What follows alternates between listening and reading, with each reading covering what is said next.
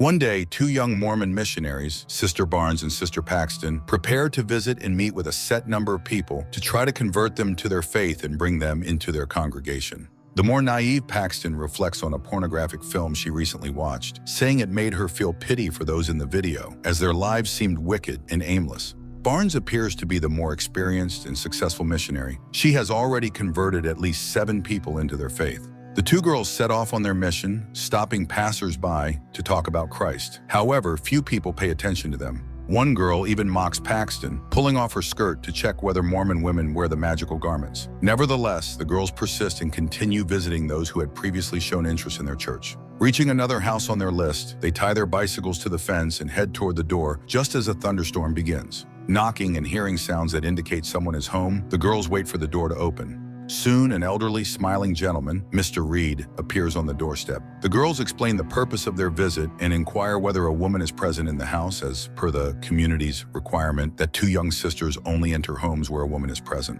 Mr. Reed assures them that his wife is home and currently in the kitchen, baking a pie. He sweetly and unintrusively invites the girls inside, takes their coats, and asks whether they mind that the walls of his house are paneled with metal. The sisters assure him that they do not mind. Mr. Reed asks the missionaries to sit and wait for his wife and her blueberry pie, which sounds very tempting to the girls, who are soaked and cold from the rain. He himself heads deeper into the house to call his wife. Left alone, the girls look around the room, noticing the old-fashioned decor, embroidery on the walls, and outdated figurines. However, the presence of family photos reassures them. Soon, Mr. Reed returns, again promising that his wife will come shortly, and he invites the girls to sit at the table and enjoy some drinks. The three sit and begin discussing faith and religion. The man takes an interest in the girls' personal lives, and they share a bit about themselves and how they came to their faith. Mr. Reed demonstrates his knowledge of Mormon teachings by producing their key religious book. Suddenly, he brings up Sister Barnes's late father and makes an insensitive remark, for which he immediately apologizes. Paxton, in response, admits that after death, she would like to become a butterfly and land on the hand of someone dear to her. At that moment, a few lamps suddenly go out. Reed blames it on the old house's faulty wiring. Then he asks for permission to pose an awkward and even unpleasant question. The girls agree to discuss tough topics, as that is what they came for, but his question about Mormon polygamy makes them feel uncomfortable. Mr. Reed presses on with the topic, and Barnes explains that polygamy was a necessary spiritual mission during the early years of their church when many deaths occurred.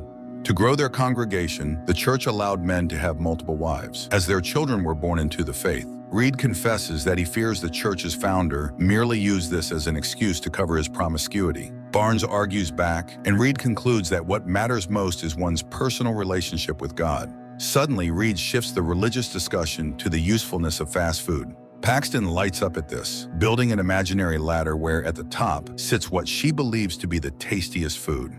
Unexpectedly, Reed compares this to religion. It turns out he has never found a faith that sits at the top of his ladder. Through his exploration, he has realized a truth. The more you know, the less you know. He feels overwhelmed by religious fast food, as all preachers claim to hold the ultimate truth. Unfortunately, he admits, he has finally found the true religion. Although the situation grows tense, the girls still hope for a peaceful resolution and again ask Mr. Reed to call his wife. The man leaves, and Barnes suggests they run away, especially after noticing that the scented candle on the table smells like blueberry pie. At that moment, Mr. Reed returns and invites the girls to the kitchen to meet his wife. He goes ahead, but Barnes stops at the doorway, pretending to take a phone call from their church elder, promising that they will be back soon. The girls try to leave, but Barnes suddenly remembers that their bicycles are locked and the keys are in the pocket of her coat. Nevertheless, they attempt to open the door, but the lock is shut. Barnes asks Paxton to climb out the window, but it's too small, and their phone calls won't go through. To make matters worse, the light in the room goes out completely. The girls are forced to go deeper into the house where the lights are still on and music is playing. Reed seems pleased that they've finally come in, but Barnes requests permission to leave his home, saying they received a call instructing them to return. The man pretends to have just remembered their coats and hands them over. Barnes immediately discovers that her key is missing. Suddenly, it turns up in Paxton's pocket. Barnes asks him to open the front door, but Reed explains that it's on a timer and no one will be able to open it until morning. However, he suggests they can leave through the back door.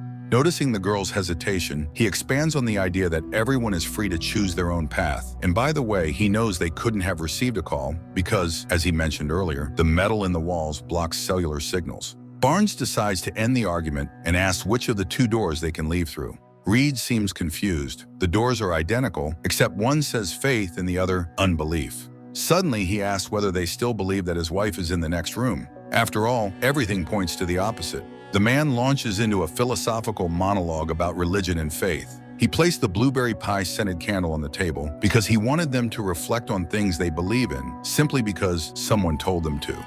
Barnes makes a decision and heads for the faith door. However, when she opens it, she sees a staircase leading down to the basement. She turns to the second door, but there is no visible exit there either.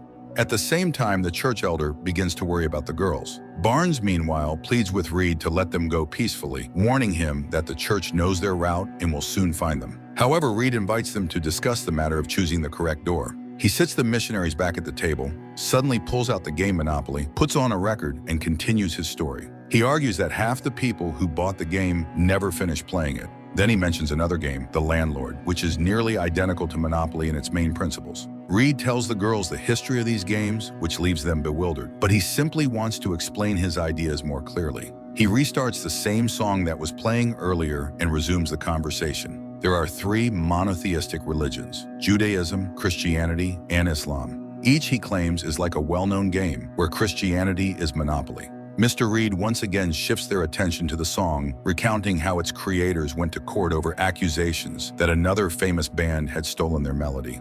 The girls are now thoroughly confused but have no choice but to listen. Reed concludes that repeated iterations distort the original message, eclipsing it. Judaism, he argues, is the original religion, yet it has the fewest followers. Why? To him, missionaries are sellers of religion, and by letting them into their homes, people engage in a conversation about buying and selling ideology. At this point, Reed turns off the lights. Using the beam of a flashlight, he points to the paintings on the walls and begins to explain that sacred texts revered by people are merely retellings of stories passed down orally by ancient people.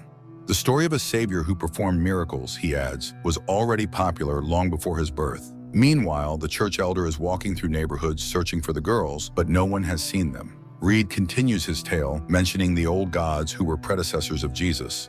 He also draws parallels between Christian and Mormon mythology, comparing them to Star Wars, Episode 1, The Phantom Menace, completely confusing the girls. Reed concludes that if God exists and people are wholly dependent on him, it is terrifying. But if he does not exist and they are left to fend for themselves, that is equally terrifying. Thus, the church is either truth or a lie. Now, he tells them, they can choose the doors. Paxton, utterly terrified, urges Barnes to go through unbelief just to escape, but Barnes suddenly heads for the first door, convinced that Reed won't let them leave. She believes he wants to prove some truth that only he understands. Right now, it's essential to show her faith. The girl fervently dismantles the conclusions Reed previously made about the similarities between religions. They believe in God and decide to go through the first door, leaving it to him to decide their fate. The girls find themselves in a dark basement, the only window barred.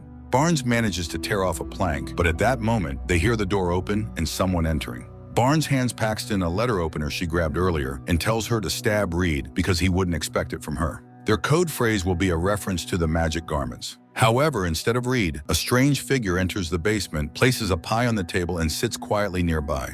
Music begins to play from upstairs, and the girls discover a listening tube connecting the dungeon to the study. Sitting at his desk and carving wooden figurines, Reed announces that the figure with them is a living prophetess. The girls will serve as witnesses to a true miracle. Before their eyes, the prophetess will eat a poison pie and die, but then she will resurrect. Horrified, the girls watch the process. Reed then instructs them to confirm that the woman's heart has stopped beating, which they reluctantly do. Now all that remains is to wait for her resurrection. At that moment, the church elder rings the doorbell, searching for the girls. Reed locks all the interior doors so the elder cannot hear their cries, and the bicycles have disappeared. In desperation, the girls pull a carpet toward the door to retrieve a box of matches lying on it. Meanwhile, the elder leaves and Reed returns to his study, but then the doorbell rings again. Barnes finds the box of matches. Standing at the door once again is the church elder. Downstairs, the girls notice that the prophetess seems to have moved slightly. The elder hands Reed a church pamphlet and leaves. The girls attempt to light the matches but are horrified to see the prophetess suddenly regain consciousness. She shares a vision of the afterlife. When Reed returns, he asks the girls to describe what they saw, ready to record their testimonies as evidence of the existence of the afterlife. Paxton repeats fragmented words about angels, and Reed insists that he will show them God by killing them. but it will only be temporary, as they too will resurrect. Barnes, however, suddenly claims that she experienced clinical death at the age of 4. She describes seeing the same blinding white light, clouds, and an overwhelming desire to return. She declares that this is not a prophecy, it's a typical near-death hallucination. He killed the woman for nothing. At this moment, Barnes gives Paxton the signal to attack, but before Paxton can act, Reed unexpectedly slashes Barnes' throat. Paxton runs upstairs, screaming and banging on doors. Realizing it's futile, she returns to find Reed sitting next to Barnes' body. He declares that Barnes will return from the dead and removes a metallic object from her hand, claiming it as proof that she was artificial and that they all exist inside a simulation. Paxton recognizes the object as a contraceptive implant and argues that his theory cannot be proven. Reed agrees, but points out that this is true of all religions. You either believe or you don't. Paxton accuses Reed of orchestrating the entire scene and swapping out the prophetess's body when the doorbell rang. She noticed that the prophetess was sitting in a different pose. The second woman must have entered through a hidden door and replaced the dead one to deliver a pre-scripted account of the afterlife, adding a phrase Reed hadn't planned, that it was all a lie. To cover up his failure, Reed killed Barnes. Determined to expose the truth, Paxton finds a hidden passage leading out of the basement, but she ends up in an even darker dungeon where she discovers the attributes of demonic rituals. Finally, she spots a door locked with a heavy padlock. To her surprise, the key in her pocket, which she thought was for the bicycle locks, fits perfectly. The girl opens the door and is horrified to find wooden cages where women are held in appalling conditions. Reed catches up to her and demands to hear her conclusions about the one true religion. Paxton realizes that from the moment they entered the house, Reed took their keys, unlocked the bicycles, and hid them. He orchestrated everything to prove that the only real religion is the desire to control others. Reed approves of her conclusion and explains that he keeps these women here because it is their choice. Paxton, too, has spent her life obeying orders. Even the church decided what underwear she would wear, the magic garments. Hearing the code phrase, Paxton stabs Reed in the neck with the letter opener and tries to escape through the unbelief door, but she finds herself back in the same dungeon where Barnes's body lies. Reed, fatally wounded, catches up to her and stabs her in return. Bleeding out, Paxton begins to pray, not for herself, but out of mercy. Just as Reed prepares to finish her off, Barnes rises and delivers a fatal blow to Reed with a wooden plank before collapsing and dying once more. Paxton manages to escape to freedom, but as she stops on the street, a butterfly briefly lands on her hand, a poignant echo of her earlier wish to transform into a butterfly and visit those she loves. Although the story ultimately reveals itself as a horror film, it leaves each viewer with an opportunity to reflect on their faith, ideals, and whether control is the only true religion.